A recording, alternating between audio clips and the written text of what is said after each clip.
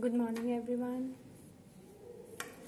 कल हमने डाइवर्जेंस किया था। आई होप सबको समझ आ गया था। Now today's topic is curl curl of a vector field. ये भी इम्पॉर्टेंट है।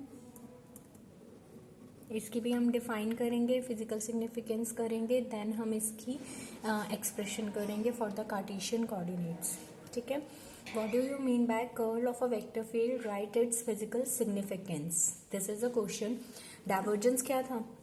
Divergence is per unit volume, है ना, and curl is per unit area. Okay, तो curl is what? The maximum value of curl per unit area drawn around a point जब area tend कर रहा हो जीरो को, closed curve का area zero को टेंड्स कर रहा हो। ऐसे ही हमारे पास जब हमने डाइवर्जेंस की थी उसमें हमने वॉल्यूम को जीरो टेंड्स कराया था, यहाँ हम एरिया को जीरो टेंड्स कराएंगे। Per unit area is known as curl and per unit volume is known as divergence. ठीक है। It is given by del cross A vector. It is given by del cross A vector. It is a vector quantity. ठीक है, ये vector quantity है और A vector is equal to, A vector is what? AX I cap plus AY J cap plus AZ K cap. ठीक है। Therefore del cross A vector कैसे लिखा जाएगा? del cross A vector is, cross में हम ऐसे लिखते हैं, डॉट में तो हम I dot I1 J dot J1 K dot K1 करते हैं। ठीक है। और क्रॉस में हम ऐसे लिखते हैं, आई के नीचे आई वाले आएंगे, curly by curly X AX, curly by curly Y AY और curly by curly Z AZ। This is for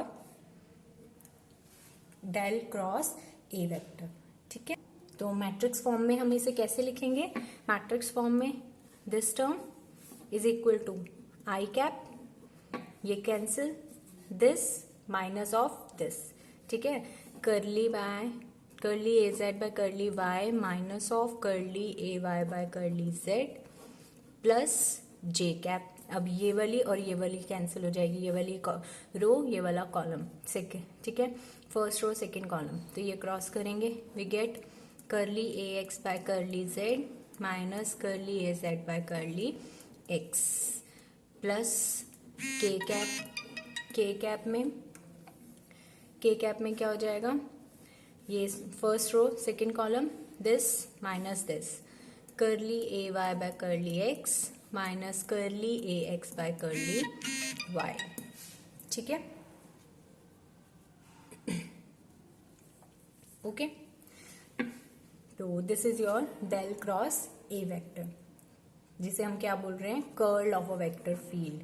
curl of a vector field is per unit area.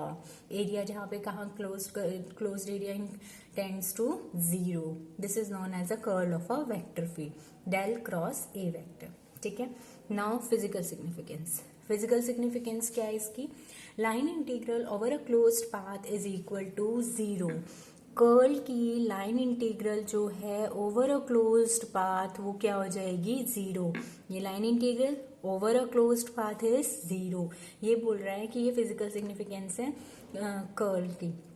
ठीक है। इसे हम नॉन कर्ल भी कहते हैं और इररोटेशनल भी कहते हैं, नॉन कर्ल एंड इररोटेशनल। और A वेक्टर की वैल्यू क्या होती है? Del phi. ठीक है। अब हम इसे करेंगे प्रूफ। ओके, नाउ सपोज ये हमारे पास मैग्नेटिक फील्ड लाइंस हैं A वेक्टर की। ओके, ये हमारे पास एक रेक्टेंगुलर सा दिया हुआ है, A dash B dash C dash D dash, और एक इसके परपेंडिकुलर से जा रहा है, वो हम ऐसे दे देते हैं डार्क लाइन से, A B C D। ठीक है। Let A vector be the non laminar field. A vector be the non laminar field. हमने लैमिनार फील्ड पढ़ी थी जिसे हम रोटेशनल कहते थे या कर्ल भी कहते थे। अब हमने इसे क्या कर लिया?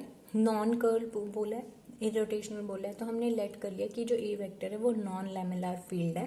That is integral A dot dr vector is not equal to zero. हम उसका अपोजिट लेके चल रहे हैं, ठीक है। नॉन लैमेलर का मतलब क्या हुआ कि उसका जो लाइन इंटीग्रल है over a closed path is not equal to 0।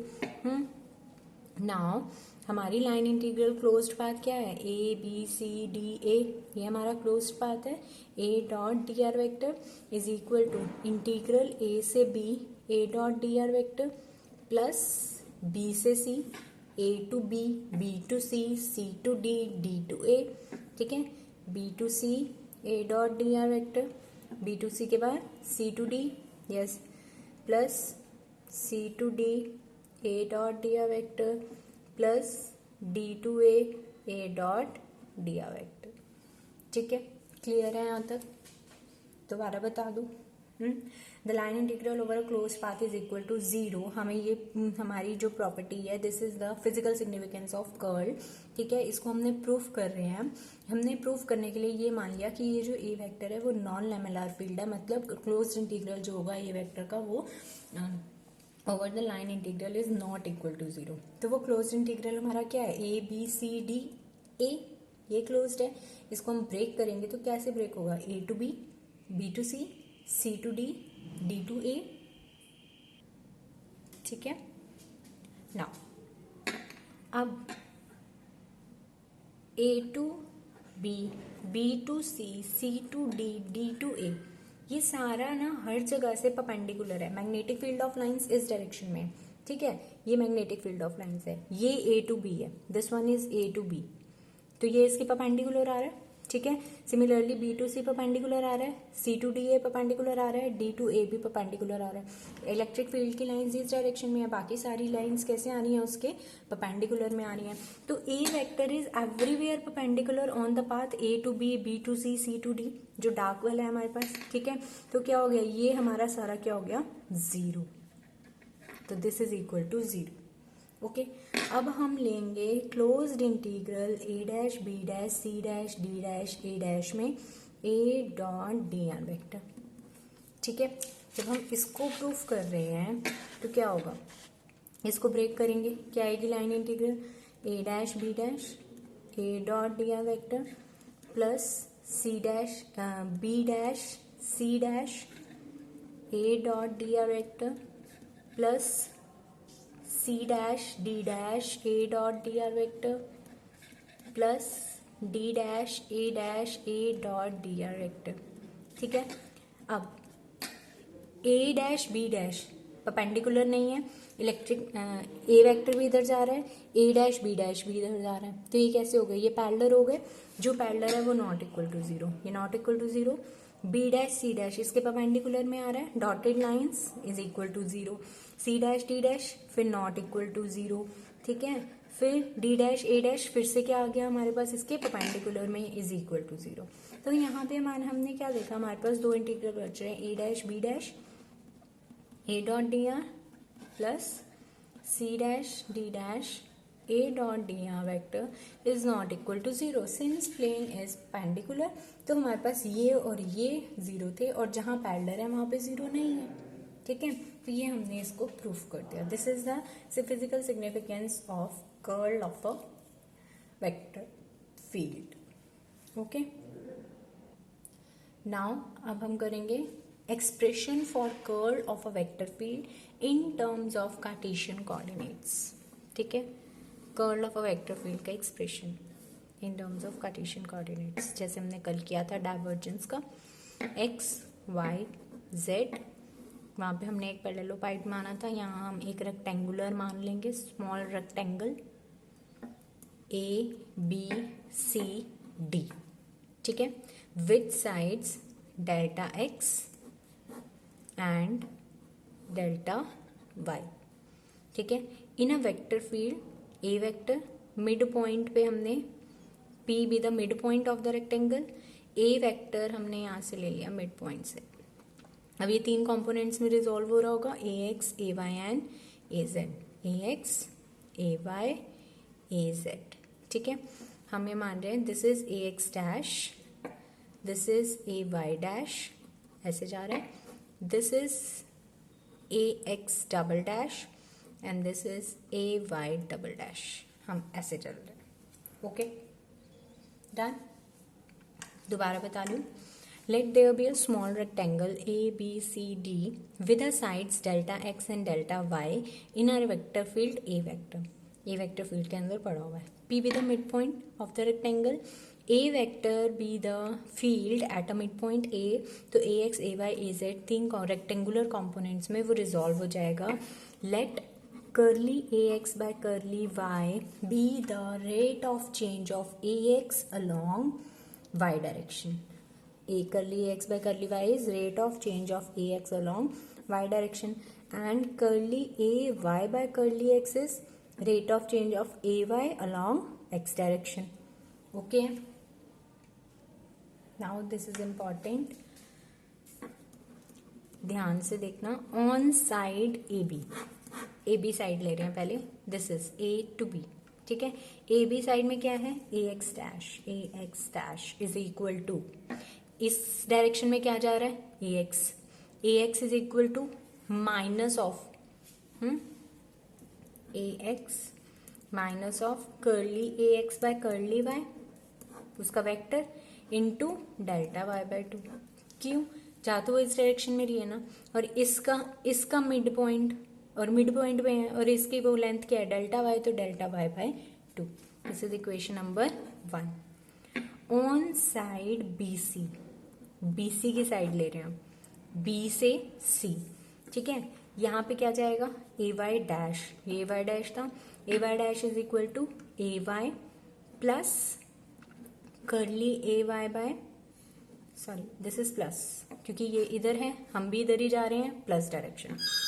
Curly AY by AY dash is equal to AY plus AY के अक्रॉस वाला लेंगे, curly AY by curly X, फिर AY ये था इस डायरेक्शन में, ये भी डेल्टा एक्स है तो ये भी डेल्टा एक्स होगी, तो this is delta X by 2. This is second equation. Clear है, ये z इसका z. ठीक है ना. ओके, दोबारा बता रही हूँ. On side A B side में क्या है, ए एक्स डैश ले लिया हमने, इज इक्वल टू, इसी डायरेक्शन में जा रहा है, हम भी इधर जा रहे हैं, तो ए x plus curly A x by curly Y, और इस डायरेक्शन में ये वाली लाइन आ गई ना, इसका हाफ, इसकी लेंथ का half, that is delta Y by 2. Similarly B to C गए, A y dash is equal to, क्या जा रहा है, ए वाई कहाँ जा रहा है, इस वाले में, ये डेल्टा एक्स है तो ये भी डेल्टा एक्स है, तो डेल्टा एक्स बाय 2, और ए वाई बाय कर्ली एक्स, उसका वो ले लिया हमने, रेट ऑफ चेंज. ठीक है. ऑन साइड CD, अब तो ये आप खुद भी कर सकते हैं. ठीक है, ऑन साइड CD क्या हो जाएगा, CD साइड में AX क्या होगा, CD साइड में CD ये है, that is AX double dash is equal to, क्या हो जाएगा, AX है तो AX इस साइड जा रहा है, AX इधर जा रहा है, ये भी AX था, ये भी AX है, लेकिन negative, minus curly AX by curly Y into this किस डायरेक्शन में, डेल्टा वाई बाय 2. ठीक है, सॉरी ये ऐसे. ठीक है, this is equation number 3. On side DA side में चलो, DA में क्या है, AY double dash is equal to AY, नीचे जा रहा है again, minus curly AY by curly X into क्या आ जाएगा, डेल्टा एक्स बाय 2. ठीक है, this is equation number 4. Line, अब हमने लाइन इंटीग्रल देखना है. लाइन इंटीग्रल देखेंगे अलोंग ए बी के अलोंग लाइन इंटीग्रल देखना है. इसको इंटू ए बी के अलोंग डेल्टा एक्स है ना, इंटू डेल्टा एक्स कर दिया, वो इक्वेशन नंबर 5 बन जाएगी. नोट्स प्रोवाइड करूंगी, पहले PDF दे दूंगी आपको इस वीडियो के साथ ही, तो आप नोट्स को खोलकर या लिखकर इस टॉपिक को, फिर उसके साथ साथ वीडियो को सुनना, आपको बहुत अच्छे से क्लियर हो जाएगा. Okay, on side AB line integral देखना हमने, इसी इक्वेशन में हमने इंटू डेल्टा एक्स कर दिया, फिफ्थ इक्वेशन आ गई. BC में लाइन इंटीग्रल देखना है, BC is on delta Y into delta Y कर दिया, this is equation number 6. CD में देखना है, माइनस ऑफ डेल्टा एक्स कर दिया, this is equation number 7. Minus क्यों किया, क्योंकि अपोजिट डायरेक्शन में जा रहा है. ठीक है, उसके बाद ये इसमें हमने DA में क्या कर दिया, minus delta Y, this is equation number 8. ठीक है, दिस इज इक्वेशन नंबर 8. समझ आ गया यहाँ तक. नाउ एडिंग 5 6 7 8, 5 6 7 8 को ऐड करते हैं हम. क्लियर? 5 6 7 8 को ऐड करते हैं. Curl of A vector is equal to curly A Y by curly X delta Y minus curly A x by curly Y delta X delta Y. ये 5 6 7 8 को add करोगे कुछ कटिंग हो जाएगा, हमारे पास ये लेफ्ट होगा. हमने क्या किया, इसमें से delta X delta Y common ले लिया. We get curly A Y by curly x minus curly A x by curly Y. Okay, हम क्या कर रहे हैं, कर्ल की वैल्यू क्या होती है, पर यूनिट एरिया. तो लाइन इंटीग्रल भी पर यूनिट एरिया लेंगे. जब line integral per unit area ले रहे हैं, रेक्टेंगल का एरिया क्या है, length into breadth. Length is delta X, breadth is delta Y. तो डेल्टा एक्स डेल्टा वाई से डिवाइड हो जाएगा वो. ठीक है, पर यूनिट एरिया ये कट गया हमारे पास. What we get, curl A vector हमारे पास क्या आ गया, curly A Y by curly x minus curly A x by curly y. This is for along z axis. Line integral per unit area is known as curl. ठीक है, similarly clear है ना, this is line integral per unit area. ठीक है, ये आ गया z axis के अलॉन्ग, z के अलॉन्ग y एक्स हो गया. Similarly curl of A vector x के अलॉन्ग भी लिख सकते हैं हम. x के अलॉन्ग कौन सी आ जाएंगी, z y. Curly A z by curly y minus curly A Y by curly z. ठीक है, and curl of A vector along y के अलॉन्ग क्या आ जाएगी, curly A x upon curly z minus curly A z upon curly x. ठीक है, clear है यहाँ तक सबको. अब हम क्या करेंगे, नाउ हम इसमें क्या करते हैं, कर्ल ए वेक्टर लिख लेते हैं पूरा. मेरे पास स्पेस नहीं बची इस पेज पे, मैं यहाँ लिख देती हूँ इसको. ठीक है, curl of A vector, therefore curl of A vector is equal to, curl of A vector क्या होगा, आई कैप एक्स वाला. ठीक है, i cap this, j cap this, k cap this. ठीक है, यही लिख दो. Curl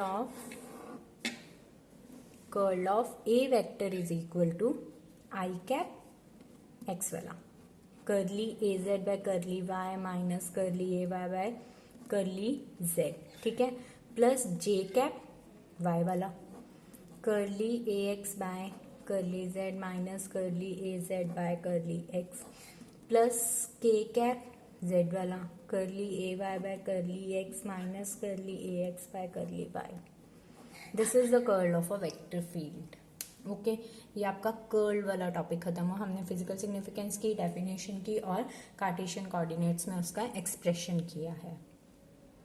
now next topic is very very important. दो थ्योरम्स है, गॉस डाइवर्जेंस थ्योरम और एक है स्टोक्स थ्योरम. इन दोनों में से एक थ्योरम तो पेपर में आती ही आती है. ठीक है, तो state and proof Gauss divergence theorem.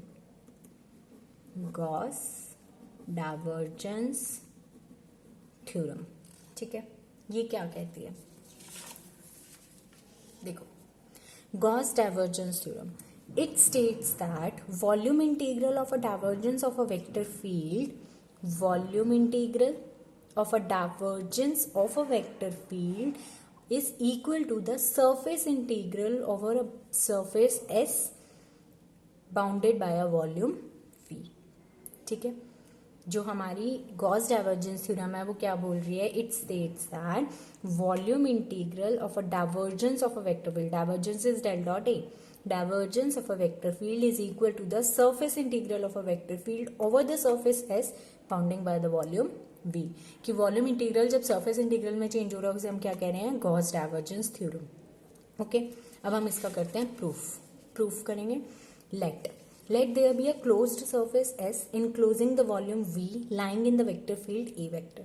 Late there be a volume V, हमने ये मान लिया कि ये जो V वॉल्यूम है उसको छोटे छोटे छोटे छोटे पार्ट्स में, इनडेफिनेटली स्मॉल पार्ट्स में हमने उसे ब्रेक कर दिया. ठीक है, ना मैं आपको करके दिखा देती हूँ.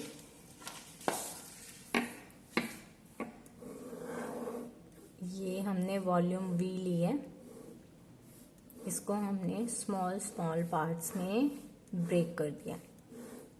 ठीक है, तो क्या होगा, डिवाइडेड इनटू इनफिनिटेसिमली मतलब बहुत इनफाइनाइटली स्मॉल पार्ट्स में उसे हमने क्या कर दिया है, ब्रेक कर दिया है स्मॉल वॉल्यूम्स में, delta V1 V2 V3 V4 to so on Vn। ऐसे सरफेसेस भी डिवाइड हो जाएंगे, delta S1 delta S2 delta S3 to so on delta Sn। ठीक है, तो अब क्या हो रहा है, basically inside the volume V सारे के सारे सरफेस एक दूसरे का इंटीग्रल बैलेंस कर रहे हैं। ये इधर भी बैलेंस कर रहा है, इधर भी, ये इधर इधर, ये इधर इधर, ये इधर इधर, ये ऐसे ऐसे, ये सारे एक दूसरे को बैलेंस कर रहे हैं नेबरिंग वॉल्यूम के साथ, क्योंकि उनकी नेबरिंग वॉल्यूम कॉमन आ रही है। तो इनका जो आउटवर्ड फ्लक्स है वो सिर्फ कहाँ आएगा, अंदर तो सारा इक्वल एंड अपोजिट हो गया, hence therefore balance each other, therefore the contribution is only towards the outward flux from the outer surface. ठीक है, तो फ्रॉम बाय डेफिनेशन, डेफिनेशन क्या थी, volume integral of del dot A is equal to the surface integral A dot D S over the surface S. ठीक है, तो delta V1 के लिए डेल्टा S1, ऐसे डेल्टा V2 हो जाएगा, तो क्या हो जाएगा डेल्टा S2। ओके, ऐसे चलता रहेगा so on till delta Vn। Surface integral क्या हो जाएगा यहाँ, delta Sn। Okay, now adding all the above, इन सब इक्वेशंस को हम ऐड करते हैं तो क्या आएगा हमारे पास, limit n approaches to infinity and delta Vi approaches to 0, summation I going to 1 to n del dot a vector delta Vi is equal to surface integral a dot ds vector। ठीक है, तो ये क्या आ गया, summation और limit हटाएंगे तो del dot A vector over the volume dV is equal to the surface integral over the volume ds। Hence proved, यही हमारी वॉल्यूम गॉस डाइवर्जेंस थ्योरम थी। क्लियर है, this is your Gauss divergence theorem. Okay, now Stokes theorem, Stokes theorem भी उससे मिलती जुलती है। Stokes theorem में क्या है, it states that line integral over a closed path C is equal to the surface integral of the normal component of a curl of a vector field.